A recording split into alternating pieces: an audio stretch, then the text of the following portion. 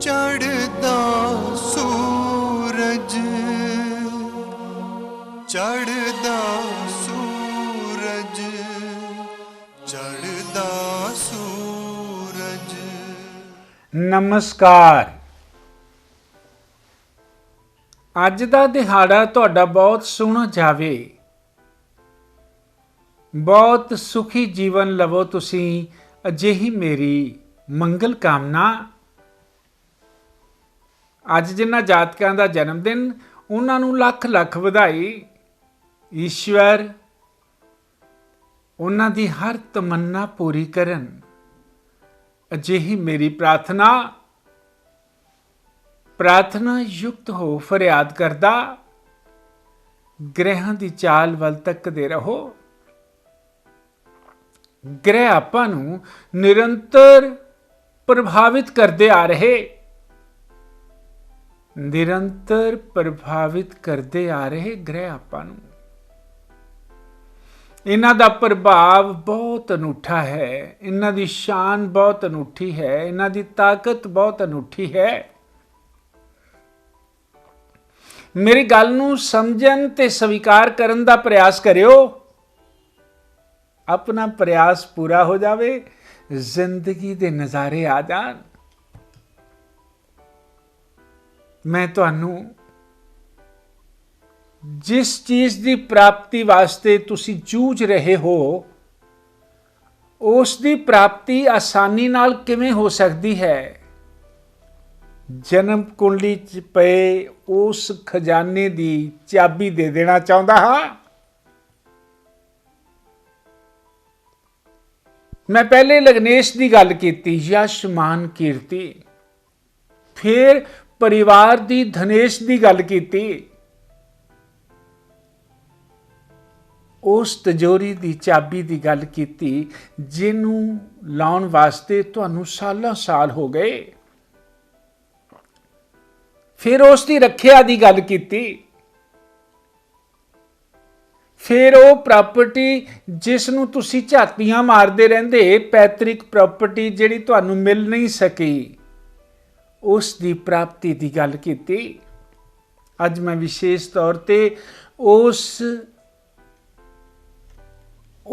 Topic ਨਾਲ ਸੰਬੰਧਿਤ ਗੱਲ ਕਰ ਰਿਹਾ, ਜਿਹੜਾ ਅੱਜ ਕੱਲ੍ਹ ਹੌਟ ਹੈ, ਜਿਸ ਦੇ ਪਿੱਛੇ ਹਰ ਸੱਜਣ ਤੇਜ਼ ਰਫ਼ਤਾਰ ਦੇ ਵਿੱਚ ਹੈ, ਘੋੜੇ ਨੂੰ ਭਜਾਈ ਫਿਰਦਾ ਹੈ।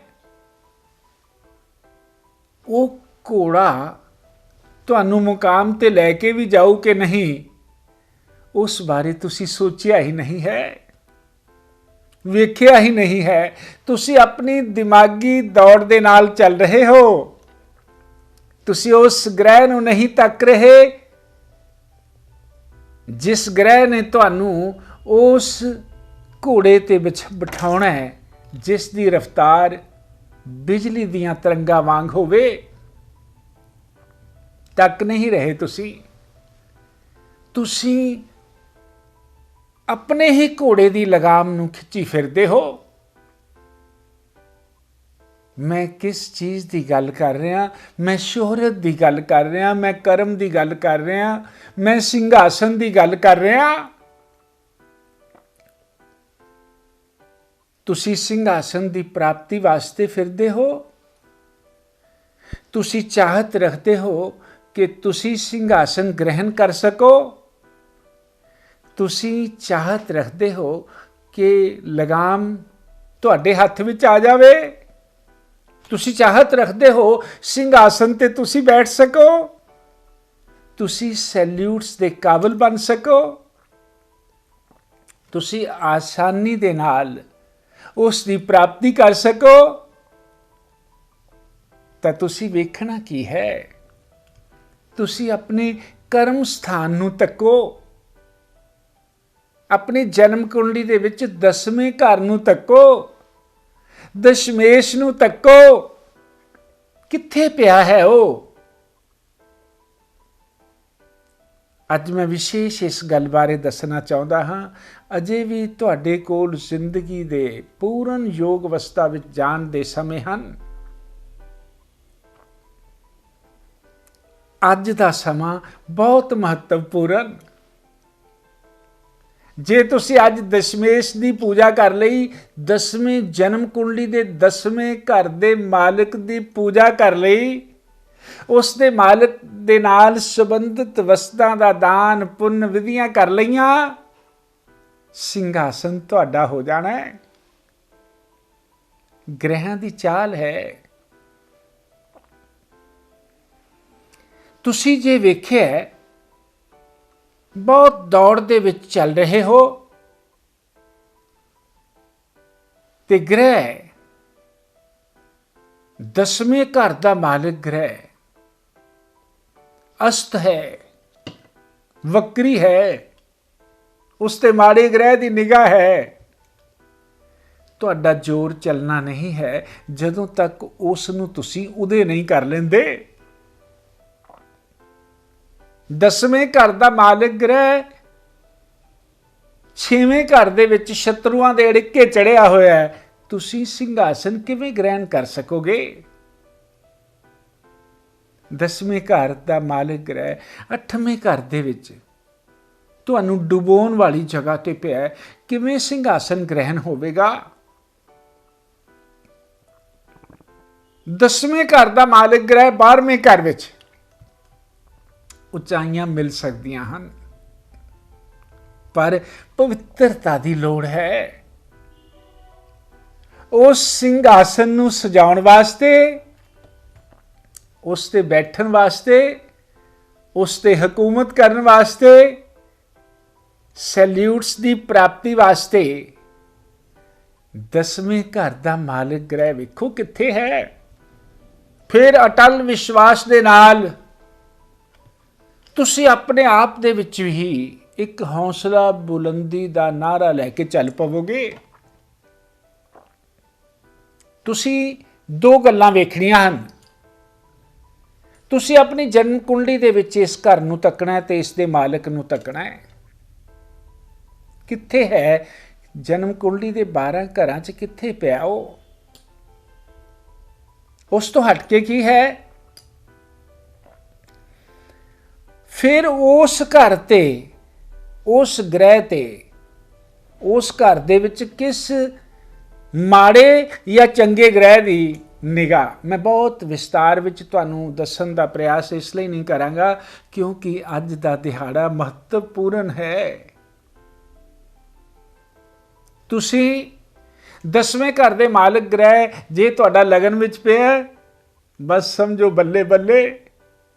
ਪਰ ਜੇ ਉੱਥੇ ਰਾਹੂ ਦੀਆਂ ਨਿਗਾਹਾਂ ਹਨ, ਮਾੜੇ ਗ੍ਰਹਿ ਦੀਆਂ ਨਿਗਾਹਾਂ ਹਨ, ਕਿਸੇ ਵਕਰ ਗ੍ਰਹਿ ਦੀਆਂ ਨਿਗਾਹਾਂ ਹਨ, ਜਾਂ ਅਸਮਾਨੀ ਤਾਰਿਆਂ ਦੇ ਵਿੱਚੋਂ ਚੱਲ ਰਿਹਾ ਅੱਜ ਦਾ ਗ੍ਰਹਿ ਉੱਥੇ ਮਾੜਾ ਸਥਾਨ ਲੈ ਕੇ ਪਿਆ, ਤਾਂ ਸਮਝੋ ਤੁਸੀਂ ਬਸ ਥੋੜੇ ਜਿਹੇ ਮਾਰਜਨ ਤੇ ਹੀ ਰਹਿ ਸਕਦੇ ਹੋ। ਫਿਰ ਕਰੋ ਕਿ ਉਹ ਗ੍ਰਹਿ ਜਿਹੜਾ ਤੁਹਾਨੂੰ ਕਮਜ਼ੋਰ ਲੱਗ ਰਿਹਾ ਹੈ, ਉਸ ਦੀਆਂ ਵਸਤਾਂ ਦਾ ਖੂਬ ਦਾਨ ਕਰੋ, ਦਾਨ ਪੁੰਨ, ਉਸ ਤੇ ਬੀਜ ਮੰਤਰਾਂ ਦਾ ਉਚਾਰਨ। ਬੈਠ ਜਾਓ ਮਾਲਾ ਲੈ ਕੇ। ਤੁਸੀਂ ਕੀ ਕਹੋਗੇ? ਤੁਸੀਂ ਕੀ ਕਹੋਗੇ? ਕਹਿ ਕੇ ਵੇਖਿਓ, ਅਟਲ ਵਿਸ਼ਵਾਸ ਮੇਰਾ, ਮੈਂ ਮਾਸਟਰ ਸਰਵ ਸ਼ਕਤੀਵਾਨ ਹਾਂ, ਸਫਲਤਾ ਮੂਰਤ ਹਾਂ। ਮੈਂ ਮਾਸਟਰ ਸਰਵ ਸ਼ਕਤੀਵਾਨ ਹਾਂ, ਸਫਲਤਾ ਮੂਰਤ ਹਾਂ। ਸਫਲਤਾ ਤੁਹਾਡੇ ਕਦਮ ਚੁੰਮੇਗੀ। ਤੁਸੀਂ ਉੱਚਤਾ ਦੀਆਂ ਨਿਗਾਹਾਂ ਦੇ ਨਾਲ ਉੱਚ ਅਵਸਥਾਵਾਂ ਵਿੱਚ ਜਾਵੋਗੇ।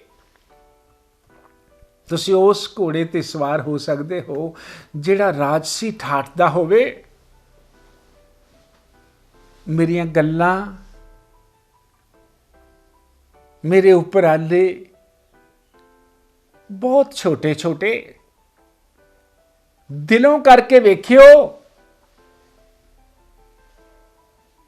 ਚਿੱਤ ਦੀ ਪੁਕਾਰ ਚੇਤਨਾ ਤੱਕ ਪਹੁੰਚ ਕੇ ਬ੍ਰਹਮੰਡ ਨੂੰ ਪਹੁੰਚ ਜਾਵੇਗੀ ਤੇ ਤੁਹਾਨੂੰ ਸਫਲਤਾ ਦੀ ਮੋਹਰ ਲੱਗ ਜਾਣੀ, ਪਰਮ ਸੁਖਕਾਰਕ ਹੋ ਜਾਵੋਗੇ।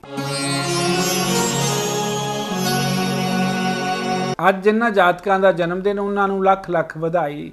ਈਸ਼ਵਰ ਉਹਨਾਂ ਦੀ ਹਰ ਤਮੰਨਾ ਪੂਰੀ ਕਰਨਗੇ। ਤੁਹਾਡਾ ਇਹ ਵਰਾ ਵਿਸ਼ੇਸ਼ ਸ਼ਨੀਦੇਵ ਦੇ ਥੱਲੇ ਜਾਣ ਵਾਲਾ ਹੈ। ਕਿਰਪਾ ਦੀ ਬਰਸਾਤ ਕਰਨ ਵਾਲੇ ਸ਼ਨੀ, ਉੱਚ ਦੇ ਅਧਿਕਾਰੀ, ਨਿਆਂ ਦੇ ਦੇਵਤਾ, ਮਹਾ ਨਿਆਇਧੀਸ਼ ਵਿਸ਼ੇਸ਼ ਤੌਰ ਤੇ ਤੁਹਾਡੇ ਜੀਵਨ ਵਿੱਚ ਤੁਹਾਨੂੰ ਉਚਾਈਆਂ ਦੇਣ ਵਾਸਤੇ ਆਏ।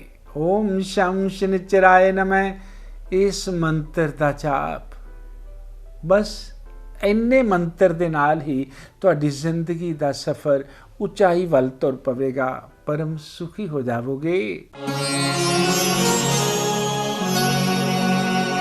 ਇੱਛਾਵਾਂ ਤੇ ਆਸ਼ਾਵਾਂ ਨੂੰ ਛੱਡ ਕੇ,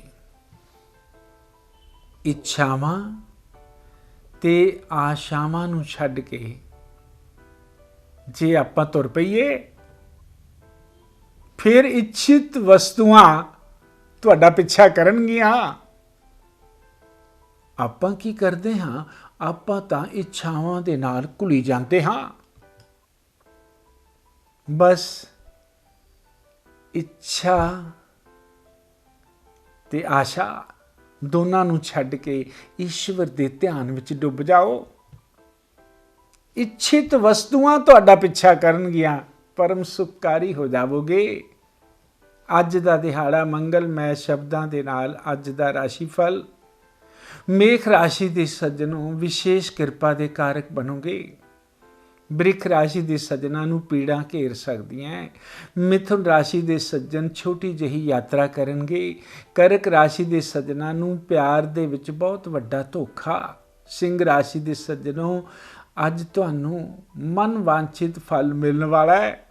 ਕੰਨਿਆ ਰਾਸ਼ੀ ਦੇ ਸੱਜਣ ਦੁਸ਼ਮਣਾਂ ਤੋਂ ਮੁਕਤ ਹੋ ਜਾਣਗੇ। ਤੁਲਾ ਰਾਸ਼ੀ ਦੇ ਸੱਜਣੋਂ ਅੱਜ ਪੀੜਾ ਦਾ ਭਰਾਗਾ ਭੁੰਨਣ ਵਾਲੀ ਗੱਲ ਹੈ। ਧਿਆਨ ਨਾਲ ਬੋਲਿਓ, ਧਿਆਨ ਨਾਲ ਚੱਲਿਓ। ਬ੍ਰਿਸ਼ਚਿਕ ਰਾਸ਼ੀ ਦੇ ਸੱਜਣਾਂ ਨੂੰ ਅੱਜ ਬਹੁਤ ਡੂੰਘੀ ਛਾਲ ਮਾਰਨੀ ਪੈ ਸਕਦੀ ਹੈ ਕੁਝ ਲੱਭਣ ਵਾਸਤੇ।